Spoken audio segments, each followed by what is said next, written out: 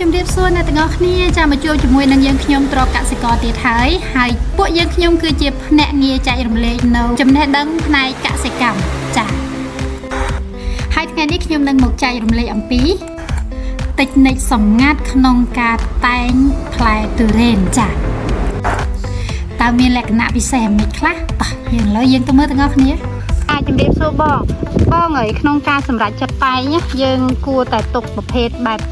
រូបរាងម៉េចហើយនឹងជំរុះចោលរូបរាងម៉េចបងអ្នកតែងយើងគួរចារណាអ្នកលើកមកផ្លែ3ចាអញ្ចឹងក្នុង3ហ្នឹងវាមានផ្លែដែលអត់ខ្ចោះល្អជាងគេទៀតចាហ្នឹងហើយក៏មកនេះស្តង់ដារវាមិនបងឯងមើលមិនវាមូលអានេះវាមូលស្មើមកឲ្យគូវាស្រួយស្មើទាំងអស់សម្រាប់វាហើយដល់ផ្លែមិនស្អាតយើងមើលហ្នឹងអានេះគេហៅក្បាលស្វា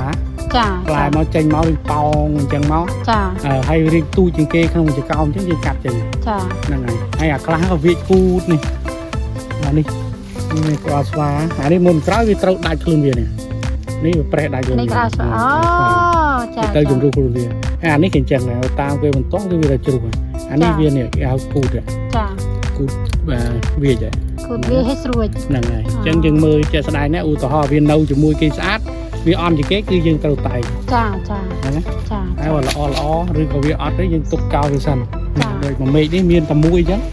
គឺវាអត់ល្អក៏ទុកទៅអានេះនឹងគ្រាន់ចាមេឃនេះមាន2 3អញ្ចឹងយើងអាចទុកអាគ្រាន់សិនទៅចាគឺអត់ទេចាអញ្ចឹងអាស្រ័យលើការមើលជាក់ស្ដែងអានេះមេឃអត់មានអីទេតែក៏វាមិននៅដែរវាក្បាលស្វាណអូវាជ្រុះសដងឲ្យហ្នឹងវាគង់តែជំរុះខ្លួនវាទេបើយើងមិនកាត់វាចាយើងមើលទ្រូងព្រាយពីលើមកអានេះតែងញាក់មួយចោលទៅចាអូខេអរគុណច្រើនបងហ្នឹងអូខេអរគុណចាទាំងអស់នេះគឺជាតិចនិចក្នុងការតែងផ្លែទុរេនចាសម្រាប់ពុកម៉ែបងប្អូនដែលនៅមានចម្ងល់តាក់ទងនឹងការតែងផ្លែទុរេនក៏អាចតាក់ទងមកសួរយើងតាមរយៈ page Facebook ទ្រព្យកសិករខ្មែរជាមួយនឹង YouTube Channel ក៏យើងមានដែរជាមួយឈ្មោះទ្រព្យកសិករខ្មែរដូចគ្នាឬក៏តាមទូរស័ព្ទខាងក្រោមនេះចាសូមអរគុណម្ដងទៀតសម្រាប់ការទស្សនាតាំងពីដើមរហូតដល់ចប់សូមជម្រាបលាជួបគ្នានៅវគ្គក្រោយ